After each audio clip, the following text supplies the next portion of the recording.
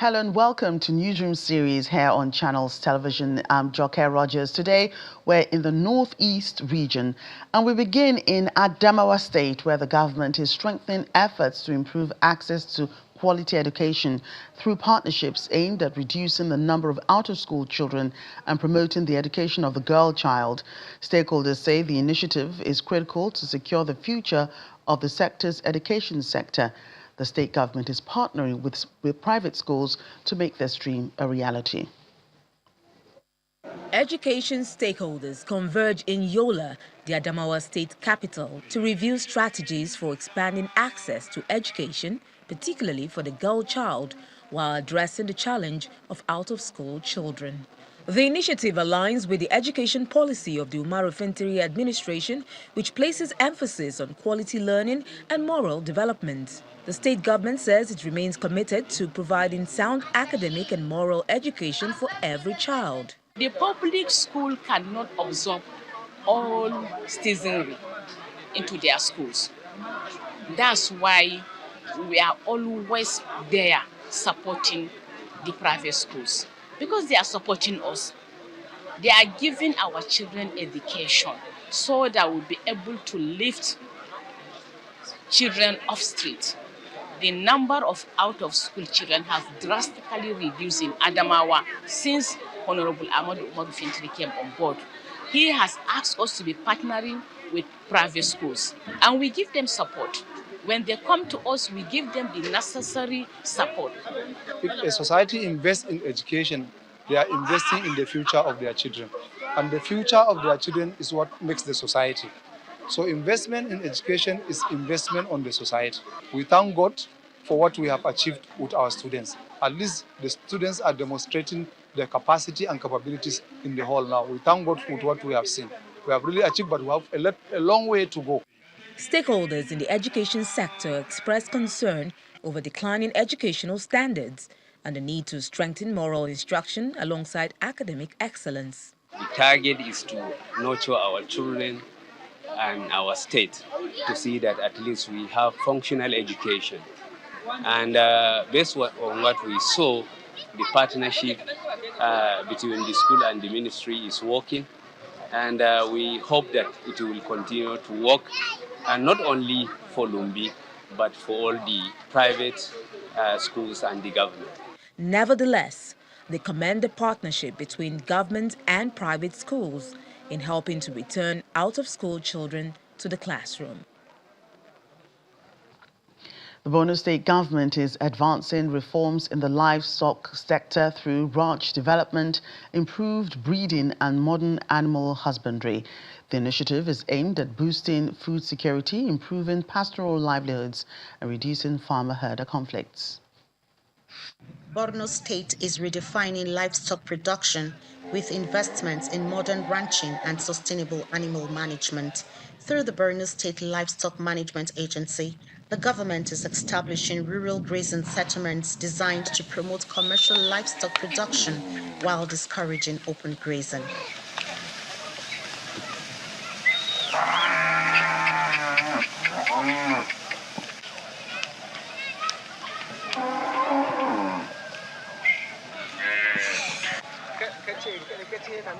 Three grazing reserves have so far been developed to provide training on pasture cultivation, improve livestock productivity through artificial insemination, and encourage settled ranching.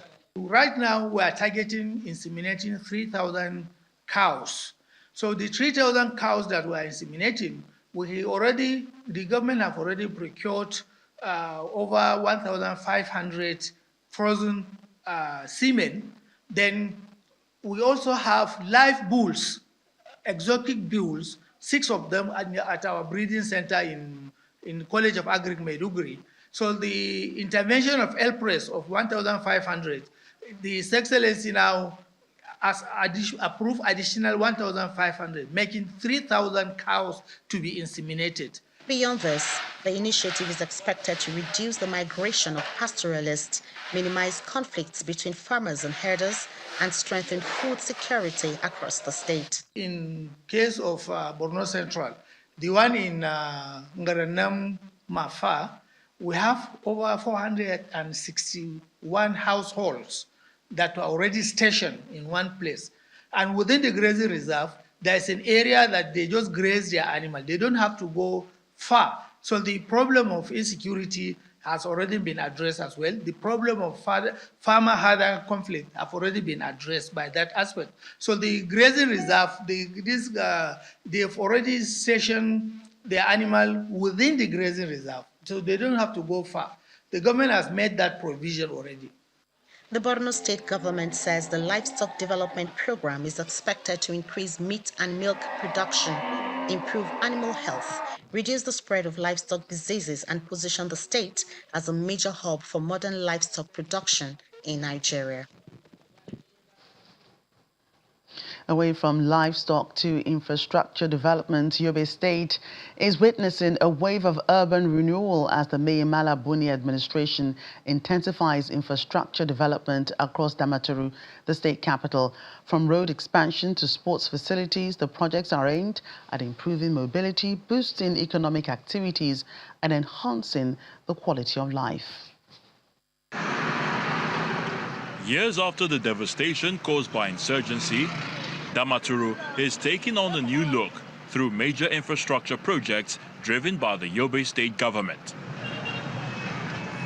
At the heart of the transformation is the multi-billion naira Damaturu flyover and underpass, designed to ease traffic congestion and improve connectivity across the state capital. Awarded in 2025, the project includes dual carriageways, drainage infrastructure, and expanded road networks expected to improve transportation and support economic growth. The administration is also rehabilitating the August 27th Stadium to international standards to encourage sports development and attract national competitions. The recent mega project that is undergoing, which is the flyover and underpass that is under the construction, almost 90% right now completion in Damaturu state capital. So this project is a mega project of over 22 billion naira. All the people of the Devt state are happy for this project because before we are never expect that we get this kind of thing in Yobe State, but now within recent times, Yobe State get this flyover, construction, solar boreholes, solar, and a lot of issues, a lot of things that the His Excellency did. We're happy with it, and we pray for him.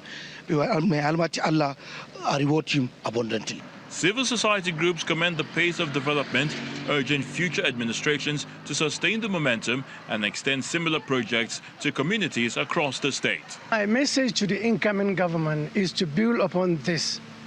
Let's have continuity in having this infrastructure so that the citizens of Yobe can now can drive maximum benefit from developmental projects. Work is also ongoing to redesign 4 major roundabouts within Damaturu as part of efforts to modernize the city. What actually prompted to this beautification and urban renewal is that the state in itself needs that since its creation in 1991.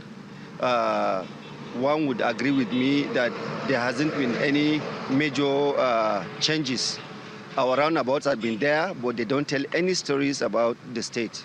Our commitment to completion of all ongoing legacy projects, deepening institutional reforms, expanding economic opportunities, strengthening agriculture and healthcare delivery remains focused, committed, and unshaken. With several completed projects already serving residents and others nearing completion, the Yobe state government says its urban renewal drive is laying the foundation for a more modern, connected, and economically vibrant state. Staying in Yobe State, where Governor Maimala Buni has sworn in Dr. Mohammed Goje as the secretary to the state government, alongside some permanent secretaries, special advisors, the executive chairman of the State Independent Electoral Commission and the chairman of the State Rural Electrification Commission. Shortly after taking the oath of office, Governor Buni charged the new appointees on competence and productivity, especially in the digital world where technology at the forefront for governance. He further revealed that the government has come up with a deliberate policy of blending young individuals with competent hands for better service delivery.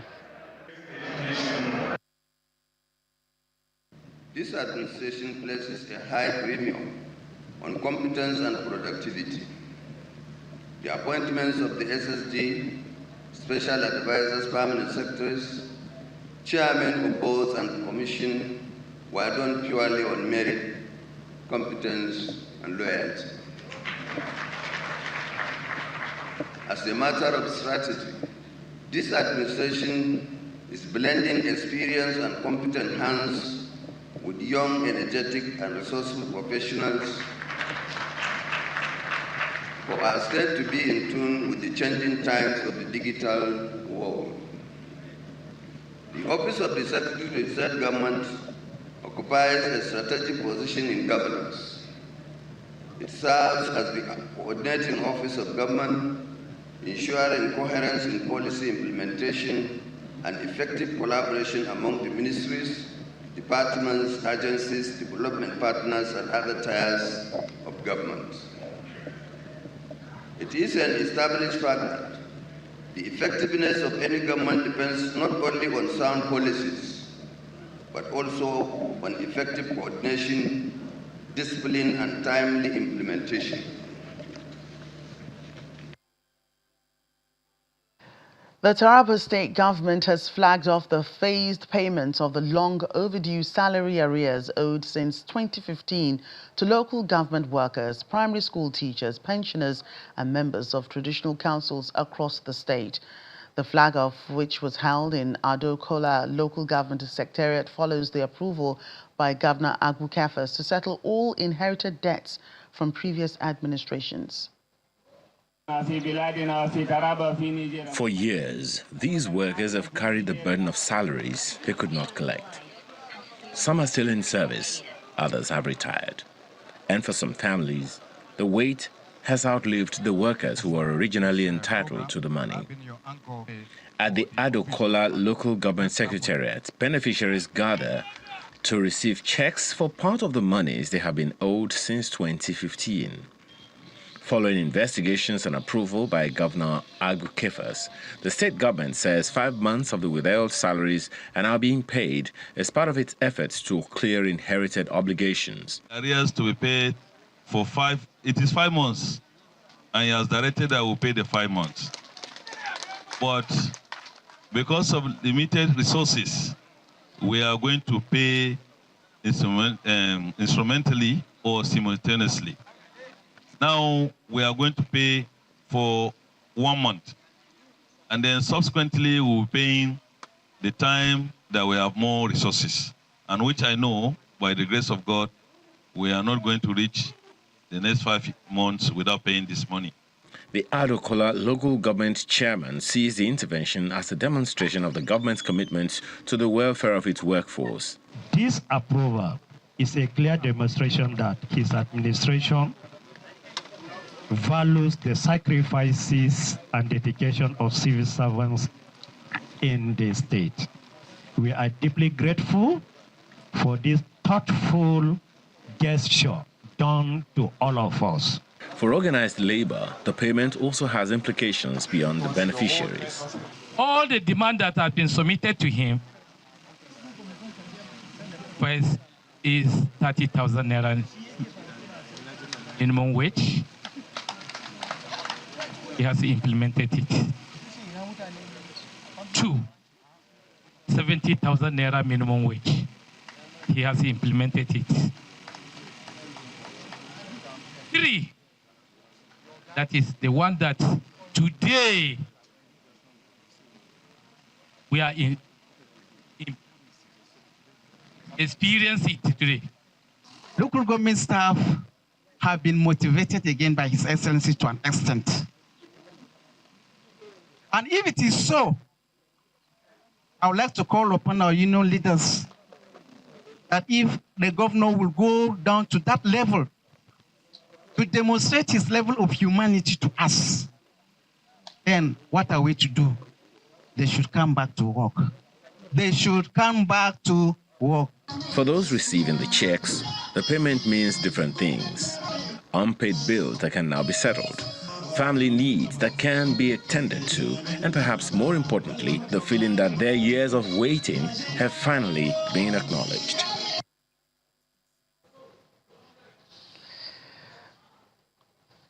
Still to come on Newsroom Series, the Central Bank of Nigeria promotes financial inclusion in Bauchi State. Details soon. Please stay with us.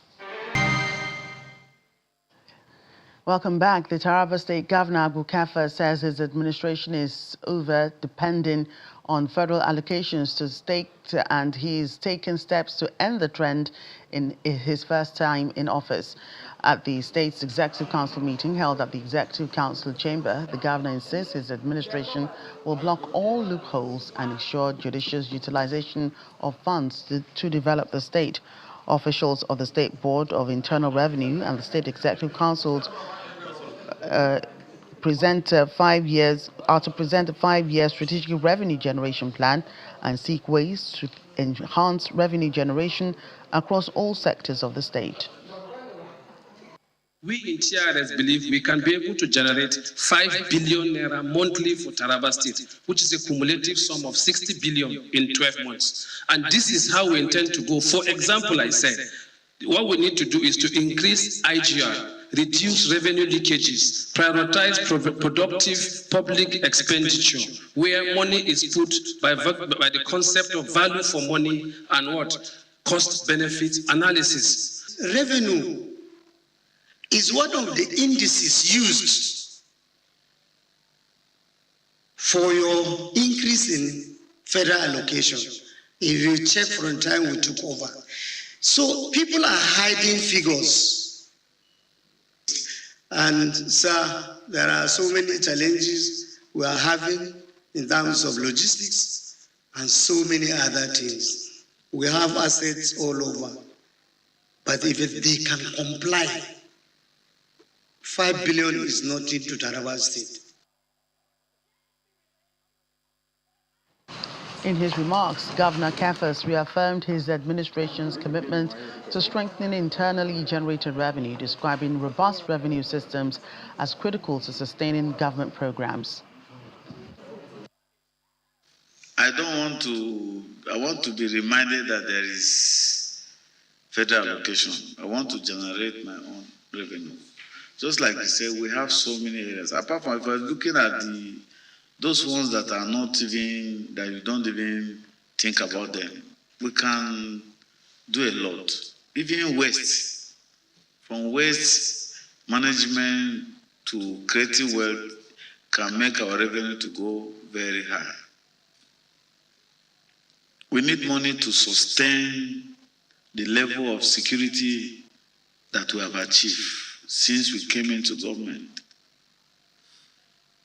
And there is increasing responsibility on the government. Well, staying with money matters, the Central Bank of Nigeria is encouraging more Nigerians to key into digital payment channels and other financial services designed to promote inclusion and support economic growth. The bank says reforms introduced over the last 34 months are strengthening the financial system and creating new opportunities for individuals and businesses. It highlights initiatives such as the foreign exchange market reforms, banking sector recapitalization, the non-resident bank verification number for Nigerians in the diaspora, the B-Match foreign exchange trading platform, and the Nigeria Payment Systems Vision 2028 as key drivers of these efforts. Our correspondent, Hajar Aliyu, reports. Thank you very much. The Central Bank of Nigeria takes its campaign for greater financial inclusion to Bauchi State, where stakeholders assemble for the CBN Fair, an event that provides participants the opportunity to learn more about the bank's reforms, digital payment options, and the benefits of using formal financial services.